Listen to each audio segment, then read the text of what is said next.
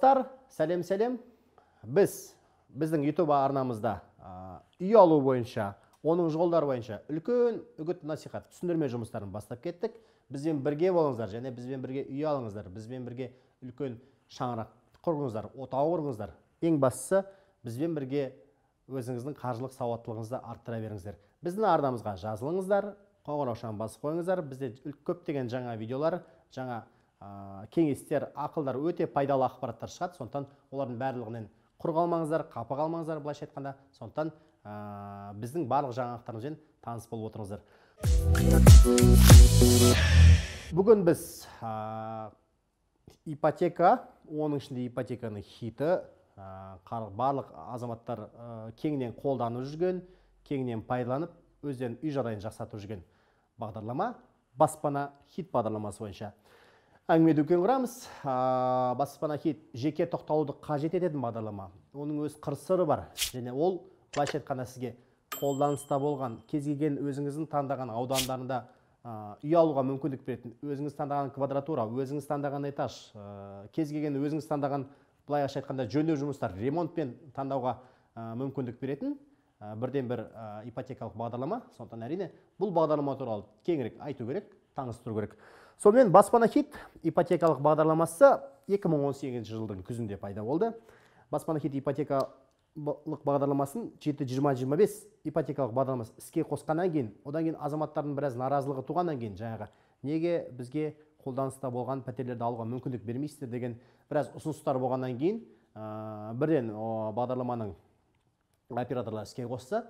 Осы уақыттан бері бағдарлама кең қарқын алып келе жатыр. Оған көптеген азаматтар қатысады, және біздің ипотекалық нарығында былайша айтқанда серпін алып, өзінің үлесін жоғарылатып келе жатқан бағдарламалардың ең бірі және бірегейі. Баспана хит өздеріңіз жақсы білесіздер, кез келген жерден өзіңізге ұнаған, жаңа болсын, қолданыста болсын, жер үй болсын, пәтер болсын, көп қабатты үйдегі, соның барлығын сатып алуға мүмкіндік береді.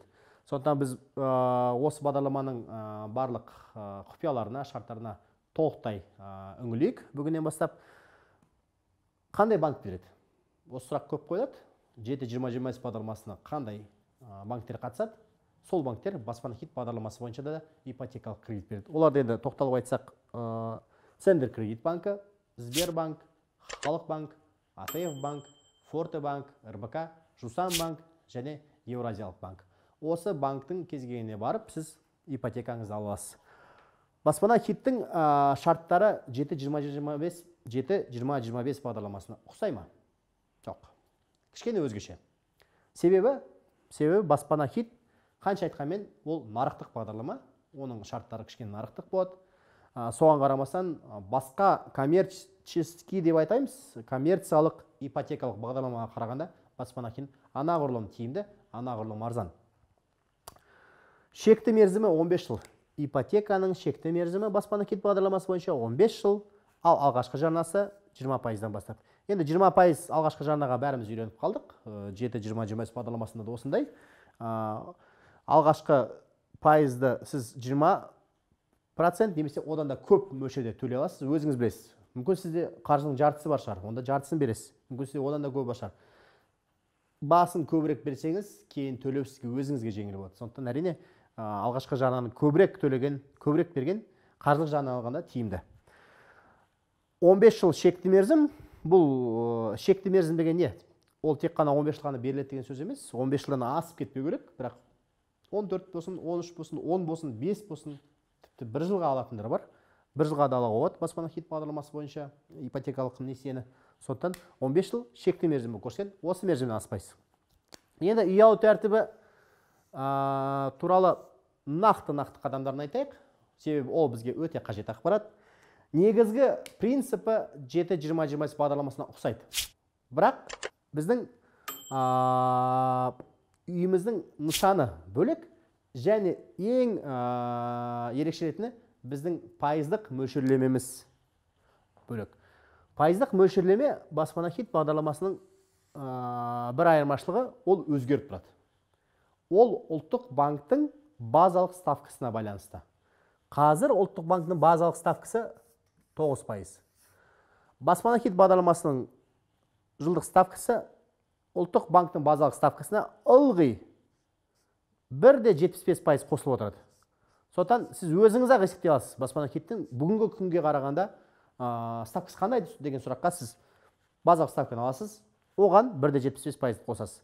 Егер базалық ставка қазір 9% болса, біз оған 1,75% қосамыз да, онда 75% деген баспана кредит бағдарламасының жылдық ставкасын аламыз. Сондықтан дәл қазіргі видео жазылып жатқан уақытта баспана кредит бағдарламасының жылдық ставкасы 10,75. Қымбат па, арзан ба?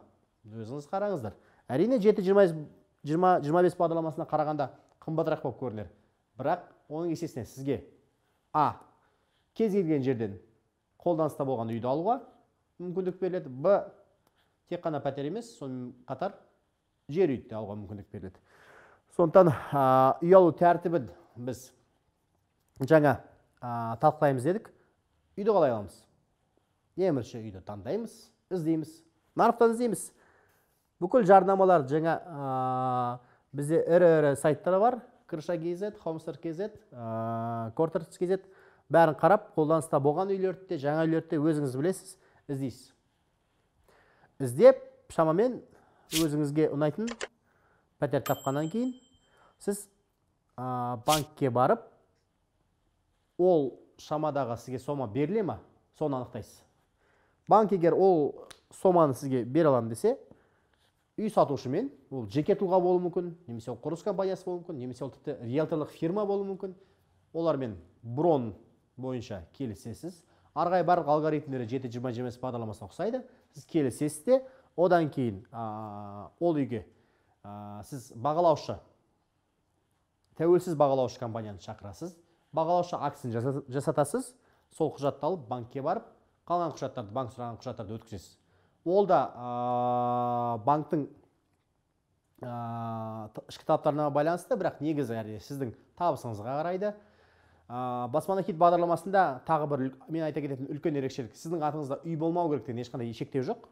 Сіздің атыңызда бір пәтері бар ма, екі пәтері бар ма, үш пәтері бар ма, оның үстіне қосып ала берсеңіз болады. Сондықтан ондай құжаттың қажеті жоқ. Сізге бастысы ресми табысыңызды растау керек. Екіншісі, сізде басқа ипотекалық кредиттің жоқтығы екенін дәлелдеу керек. Оны сіз мемлекеттік кредиттік бюродан отчет банкты өзі алатын болады. Сол, одан кейін банк сізге мақұлдау қағазын бергеннен кейін сізге гарантиялық құжат береді.